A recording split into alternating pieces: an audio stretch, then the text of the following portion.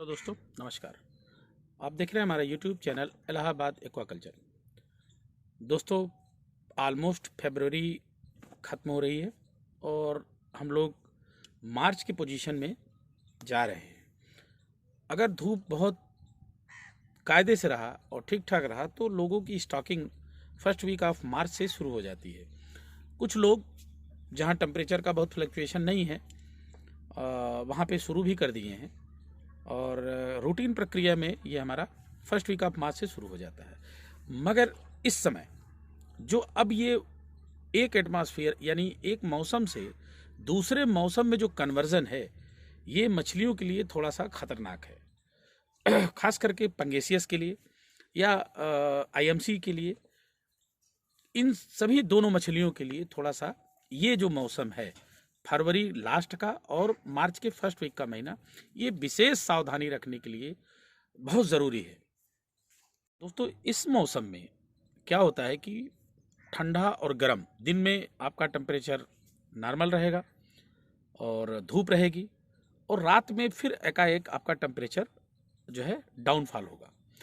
PH का बहुत fluctuation होता है और पीएच का जब फ्लक्चुएशन होता है तो बहुत सारा बीमारियां, क्योंकि बीमारी ऑलरेडी आपके पॉन्ड में रहती है, बस एक्टिव नहीं होती। वो एक्टिव कब होता है? जब आपका पीएच का फ्लक्चुएशन, डीओ लेवल का उतार चढ़ाव बहुत होता है।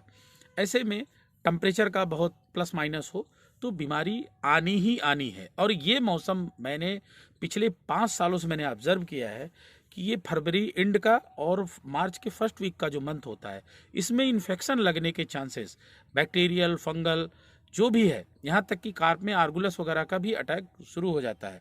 इसलिए बहुत ही सावधानी भरा समय होता है। क्या क्या सावधानी आपको लेनी है अपनी मछलियों को बचाने के लिए? अगर बच्चे आप ला रहे हैं तो क्या करना है, बड़े ला रहे हैं, बड़े आपके पास कल्चर कंप्लीट है, आपका मछली होल्ड करके आपने रखी है, तो भी आपको क्या प्रिकॉशन लेना है वो बहुत ज़रूरी है जानना, ताकि आप अपना नुकसान आपका नुकसान से आपका माल जो है बच जाए। अगर आपके पास मछली होल्ड पे है, आपकी तैयार मछली है और उसे बेचने की आप तैयारी में है, तो सबसे पहला काम अभी ये करिए कि तुरंत के तुरंत पहले तालाब में चूना मारिए। अगर आपने 10 दिन 5 दिन पहले भी किया है तो भी एक बार आप फिर से कैल्शियम हाइड्रोक्साइड डिहाइड्रेटेड लाइमिंग आप फिर से एक बार कर दीजिए।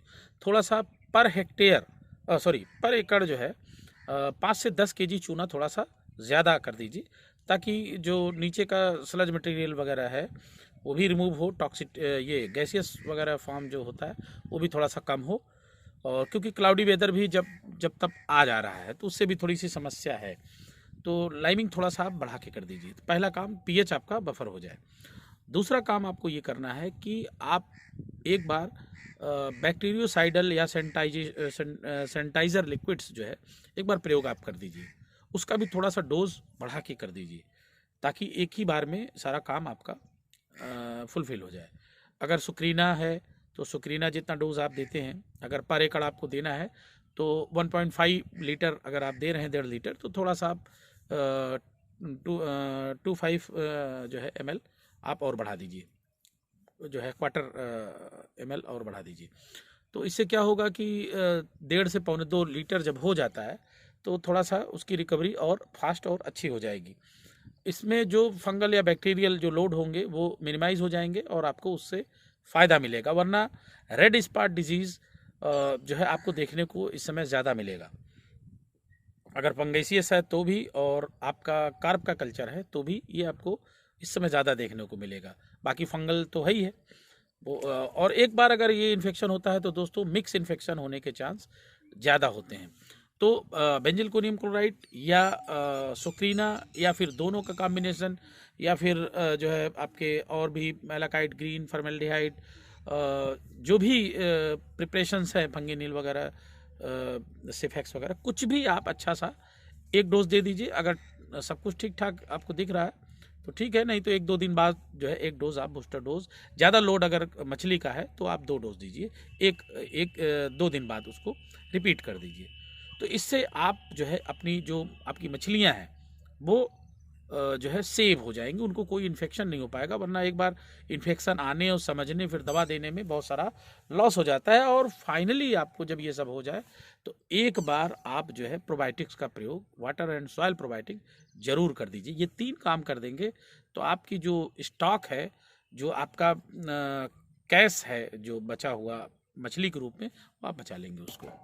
अगर आपको बच्चे मंगवाने हैं, आप बच्चे का स्टॉक आप करने जा रहे हैं, तो बहुत ज़रूरी है कि पॉन्ड अगर पुराना है तो लाइमिंग के बाद आप जो है सैनिटाइजेशन ज़रूर कर दीजिए फ़ौरन, और तभी आप बच्चे मंगवाइए। और बच्चे जब आ जाए तो बच्चे को भी आप अपने नर्सरी से पूर्व जो है उसका सैनिटाइजेशन बिना किए अपने पॉन्ड में या नर्सरी पॉन्ड में मत स्टॉक करिए।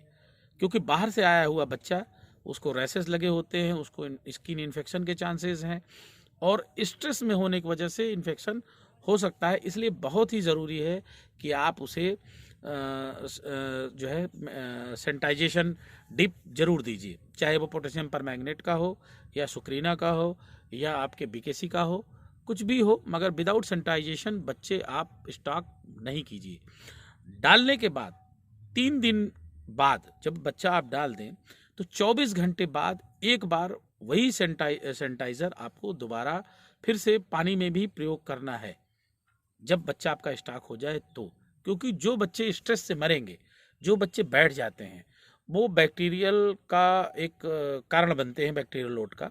इसलिए जब आप उसमें सैनिटाइजेशन दोबारा कर देंगे 2 दिन बाद, 3 दिन बाद, तो वो भी जो खतरा है वो आपका टल जाएगा।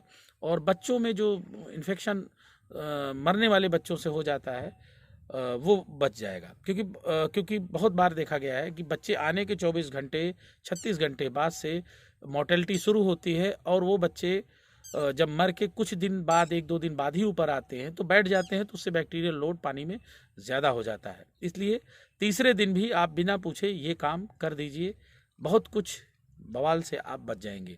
तो ये 2 काम आपके लिए इस मौसम में अभी बच्चे स्टॉक करने हैं तो, और बड़ा है तो ये ज़रूर कर लीजिए, वरना नुकसान आपका हो सकता है। Thank you.